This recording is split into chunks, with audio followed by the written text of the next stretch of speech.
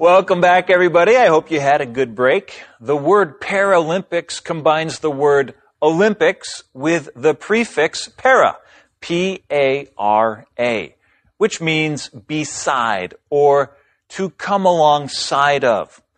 You'll recognize this prefix from other English words such as paramedic, paralegal, and parallel, a vocabulary word found in this next section of the lesson, which we'll pick up on line 11.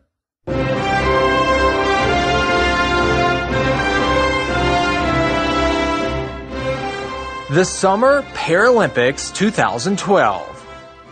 Surgeon Sir Ludwig Gutmann organized the Games for World War II veterans with spinal cord injuries. The competition was first held in 1948 on the opening day of the Olympics. In 1952, Dutch participants made the Stoke Mandeville Games an international competition. The 1960 Games, held in Rome, included athletes from 23 countries. Considered the first Paralympics, it fulfilled Gutmann's dream of creating a parallel Olympics for athletes with disabilities. This year's Paralympic mascot is named Mandeville in honor of the Stoke Mandeville Games.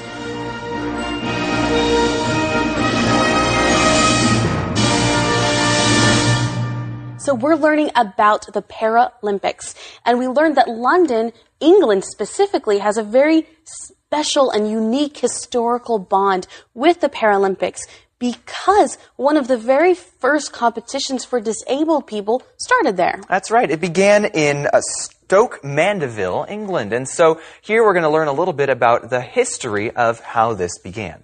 That's right. Now, the man who started it was a surgeon, and his name is Sir Ludwig Gutmann. He organized the games for World War II veterans with spinal cord injuries.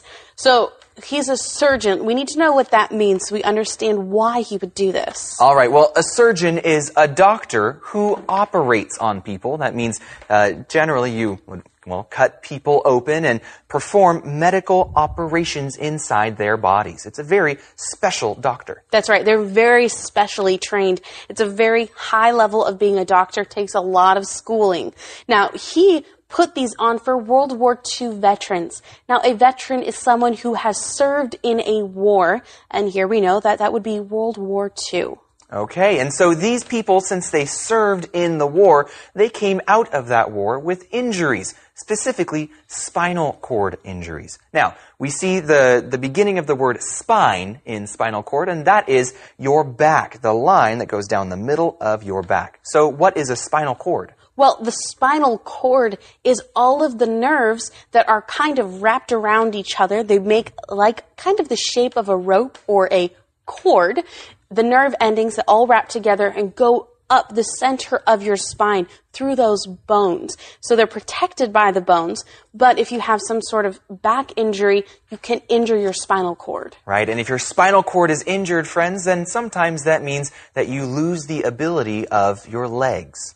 Or you can lose the ability of your arms because so many nerve endings, Ryan, are in your spinal cord. Right, yeah, depending on where it happens. And so these people with these abilities, well, they would not be able to join the Olympics and run like most people would. That's right. So he started the competition.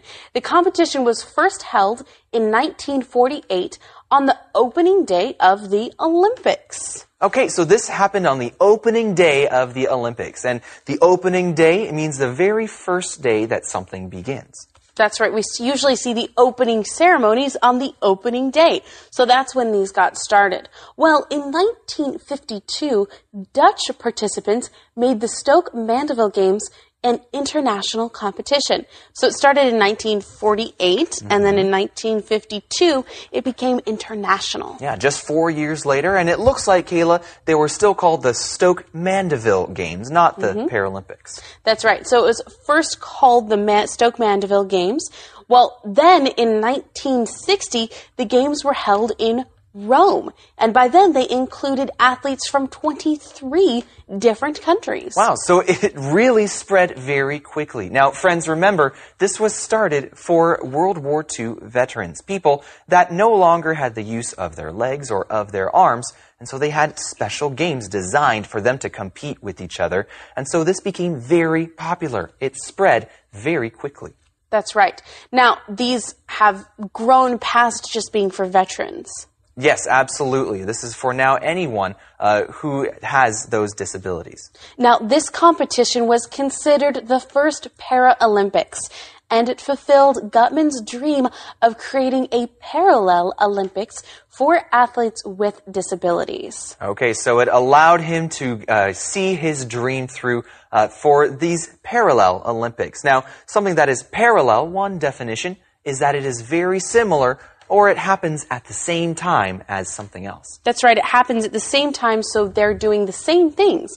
Well, this year's Paralympics mascot is named Mandeville in honor of the Stoke Mandeville Games. So even though it's called the Paralympics now, it is honoring where it came from. Right, because that mascot is named Mandeville. And so a mascot is a person who is dressed like an animal or maybe something else in a costume in order to represent an organization or a company. That's right, and you can see a picture of this mascot on page 50 in your Studio Classroom magazine. That is Mandeville, standing right there. Okay, so you can see him there. Now, friends, join us tomorrow because we have a lot more to tell you about the Paralympics. Now, before then, though, let's visit the chat room.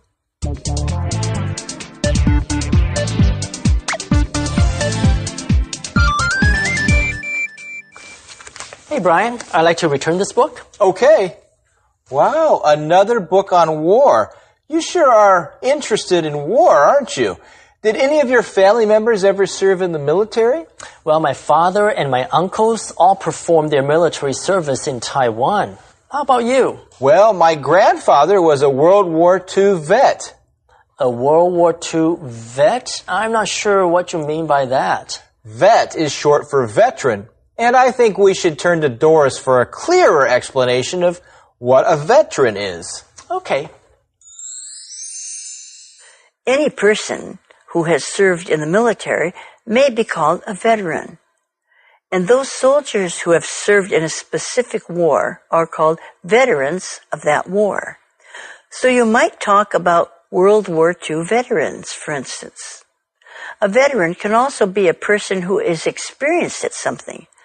Veteran actors, veteran policemen, and veteran baseball players are all experienced in their line of work. I like the way Doris explained those two kinds of veterans, but I'm still thinking about the way you used vet earlier. Isn't vet another name for an animal doctor? Yes, it is. That person is called a veterinarian, or vet for short. All right, veterinarian. Now I remember. Now that's a hard word to say. I know. That's why most people just say vet for short. So to be clear, my grandfather saw action in World War II. He did not take care of any animals. Got it. Boy, when it comes to learning English, I'm definitely not a veteran. I feel like the opposite, which is, A novice? No, Ken, you're definitely past that stage. Thanks for the encouragement, Brian. 今天这一课介绍 The Paralympic Games。课文中提到，在1948年 Surgeon Sir Ludwig Guttmann organized the Games for World War II veterans with spinal cord injuries. Veteran 就是退伍军人。World War II veterans 就是二次世界大战的退伍军人。Veteran 可以简称为 vet， 但是 vet 呢也是 veterinarian。兽医的简称，所以看到这个字一定要注意它的上下文。Veteran 当形容词呢，也可以表示很有经验的、老练的。比如说 ，a veteran actor 是个老练的演员 ，a veteran golfer 是一个经验丰富的高尔夫球选手。好，我们下次图书馆见。Hi everyone, I'm Michelle。这篇文章的第一个重点，我们来看 athletic 这个形容词。Athletic 是指运动的或者是体育的，例如 athletic competition 是指运动竞赛，或者是 athletic sports 是指运动的项目或体育的项目。Athletic 也指体格健壮的，例如 Lawrence is very athletic. Lawrence 的体格非常好，它的名词是 athlete, A-T-H-L-E-T-E, 意思是指运动员。例如 Charles is a natural athlete.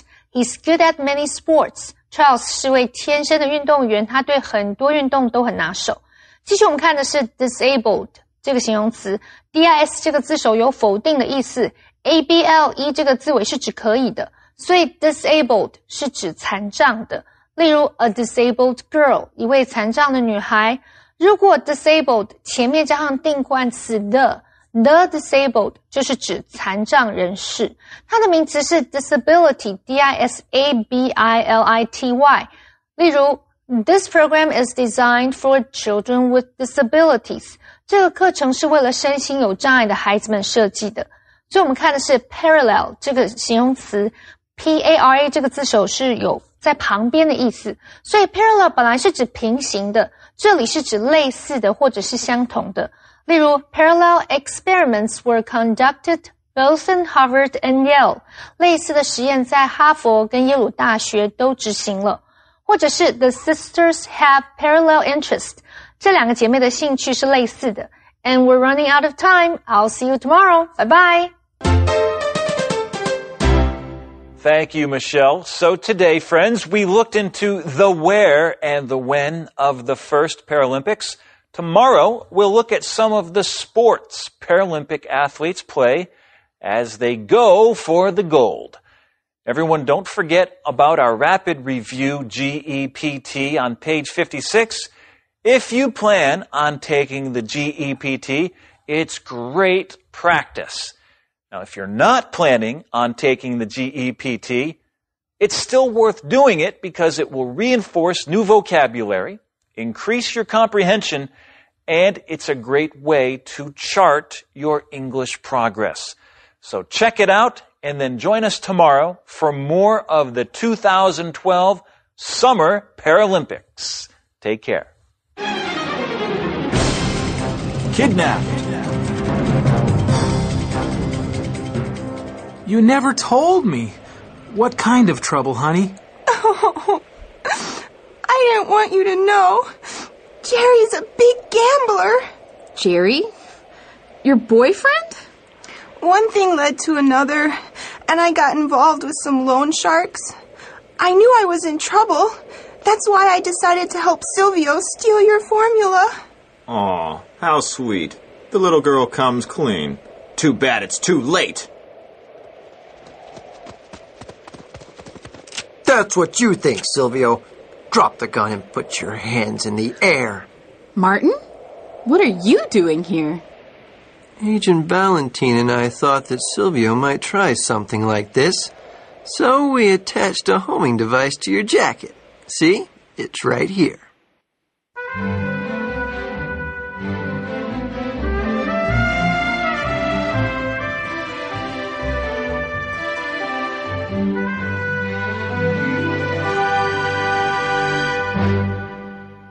At that moment, the amphitheater flooded with people.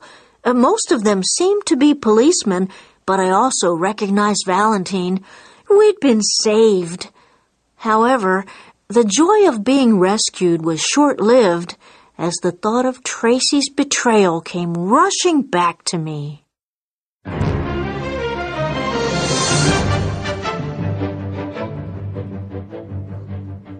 Silvio is going to jail. Will Tracy have to go too? Will Helen ever be able to forgive her best friend? Join us in our last episode to find out.